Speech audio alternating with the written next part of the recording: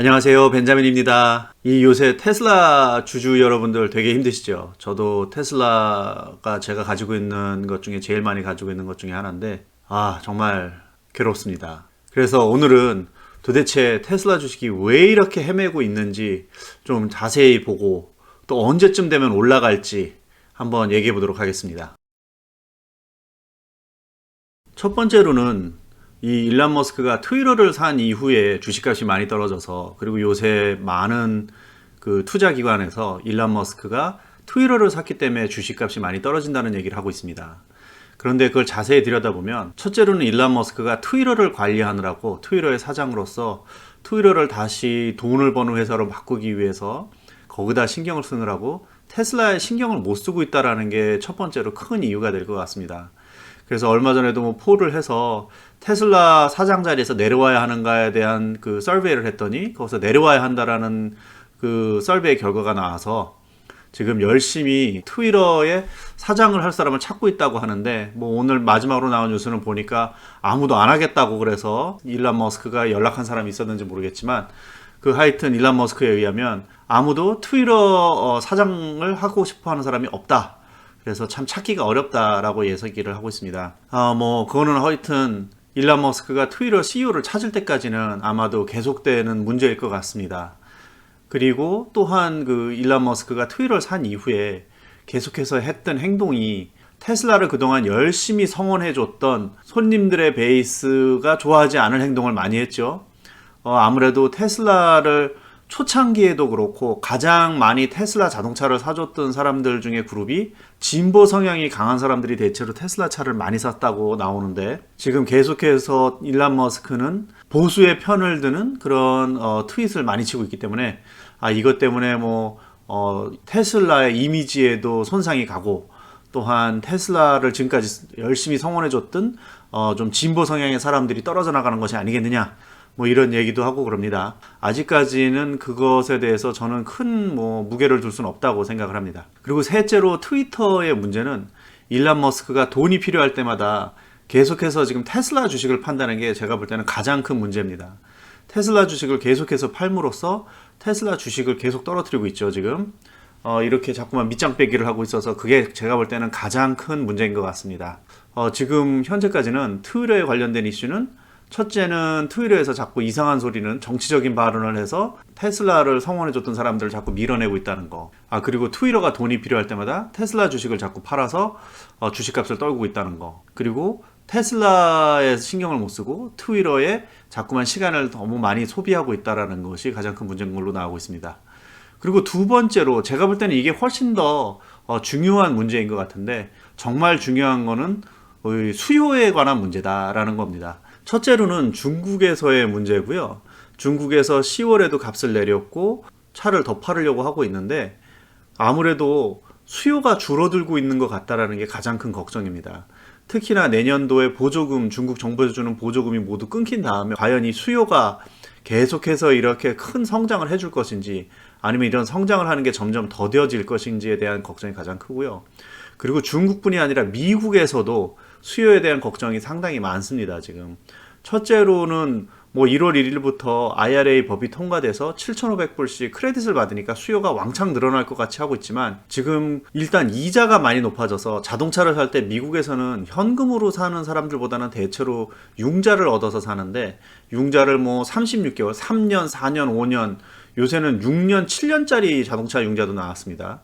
차값이 워낙 비싸지다 보니까 차를 이 처음에 계약금만 걸고 나머지는 이 매달 내는 월부금으로 해서 그렇게 긴 시간 동안 차값을 갚아야 되는데, 지금 차 이자율이 워낙 높다 보니까 아무래도 매달 내야 되는 돈의 부담이 커졌고, 그런 와중에 경기는 점점 안 좋아진다고 계속해서 얘기하고 있고, 주식이 내려가니까 아무래도 소비 심리가 위축되다 보니까 많은 투자은행들이 내년에 아무리 그 7,500불 보조금을 준다고 해도 과연 테슬라가 계속해서 차를 잘 팔 수 있을 것인가. 물론 이거는 테슬라뿐이 아니고 다른 전기차 회사, 다른 보통 자동차를 파는 회사에도 모두 영향을 주는 일이겠지만, 어쨌든 테슬라 같은 경우는 지금까지 이런 높은 PE 레이시오를 유지할 수 있었던 것이 차를 만드는 대로 다 팔렸고 수요가 상당히 높아서 해마다 계속해서 신기록을 내는 이런 것을 바탕으로 이렇게 높은 값을 책정할 수 있었던 건데, 과연 내년에 수요가 떨어지면 이것을 계속해서 이 값을 책정해 줄 수 있는가, PE 레이시오를 이대로 유지할 수 있는가에 관한 예상이었던 것 같습니다.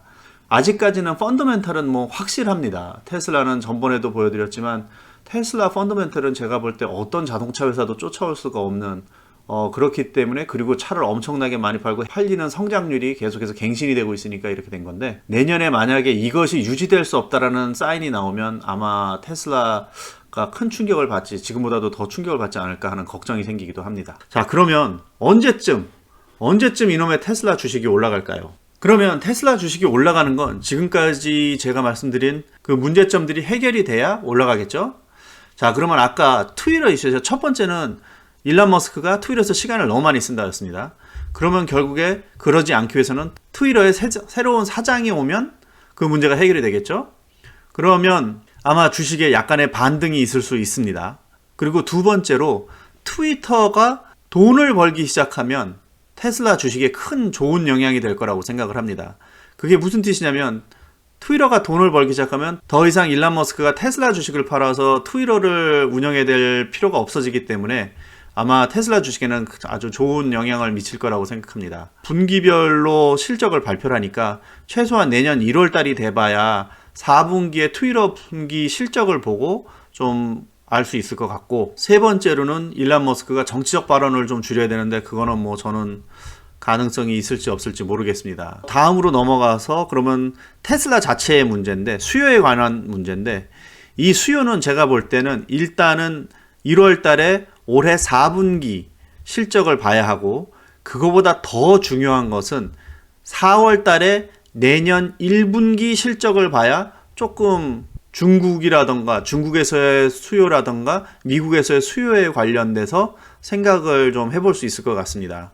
지금 현재로서는 그것을 알 길이 없으니까 내년에 실제로 그 일들이 이 7,500불 주는 보조금이라든지 다른 경쟁사들이 나왔을 때 수요가 어떻게 되는지를 보지 않고는 알 수가 없기 때문에, 내년에 일단은 1월 달에 올해 4분기 실적은 뭐 안 봐도 상당히 이미 좋게 나올 거라고 예상을 하고 있지만, 아시다시피 이 주식시장에서는 지금 현재 잘하고 있는 것도 중요하지만 앞으로 어떻게 될지가 되게 중요한데, 앞으로 내년도에 실적이 어떻게 될지를 상당히 많은 이 투자은행들이 걱정을 하고 있기 때문에, 첫째로는 4월 달에 1분기 2023년도 1분기 실적을 발표했을 때 그때 실적이 좋아야만 테슬라가 좀 반등을 하는데 큰 힘이 되지 않을까, 이렇게 한번 생각을 해봅니다. 그리고 제일 중요한 것은 쉐보레나 이런 데서 많은 경쟁사들이 이제 차들이 나오면서 3분기에 실제로 이 차들이 스케줄대로, 예상대로 이 차들이 3분기에 판매가 시작이 된다면 2023년도 10월 달에 3분기 실적을 보면 그 결과를 알 수 있겠죠. 인내심을 가지고 제가 보기에는 이 내년이 돼 봐야 확실하게 알지 않겠나 생각을 합니다. 자, 그러면 이렇게 말하면 또 어떤 분들은, 야, 이거 봐라, 이거 주식이 이렇게 많이 떨어졌을 때 투자하는 거다, 그래야지 나중에 확 올라갈 때 많이 먹는다, 뭐 이런 얘기를 하실 수 있어요. 2019년대 여기 보시면 2019년대 아주 그냥 헤매고 있을 때 이때 사신 분들, 특히 2020년도에 코로나 터진 다음에 사신 분들, 이렇게 완전 헤매고 있을 때 사야지 이렇게 엄청나게 먹을 수 있다 라고 얘기하시는 분도 있는데, 저는 사실 뭐 그런 생각에 동의하지는 않습니다. 물론 그 타이밍을 기가 막히게 잡을 수 있으면 문제가 없겠지만, 그것을 타이밍을 잡는다는 것은 상당히 어렵고 앞으로 워낙에 변수가 많지 않겠습니까?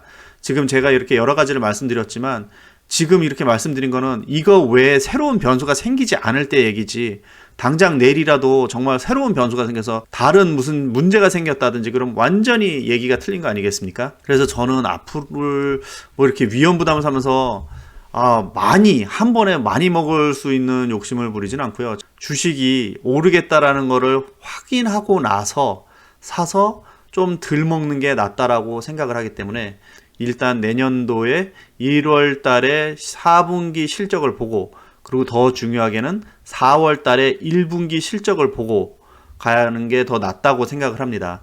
그리고 아직도 연준에서 지금까지는 이자율을 계속 올리겠다라고 하고 있으니까, 만약에 2월 달에 또 올려서 0.25를 또 올리고 3월 달에 또 0.25를 올려서 5%에 육박한다면 정부는 제가 볼 때는 아무리 테슬라라 해도 이 불경기를 헤치고 나갈 수 있을까 좀 의심이 되기는 합니다. 그래서 내년에 좀 잘 지켜보고 사는 게 더 낫다라고 생각합니다. 더 안전하게 하자면 저는 아마도 10월 달에 3분기 실적이 어떻게 나오는지를 보고 또 결정할 수 있을 것 같습니다.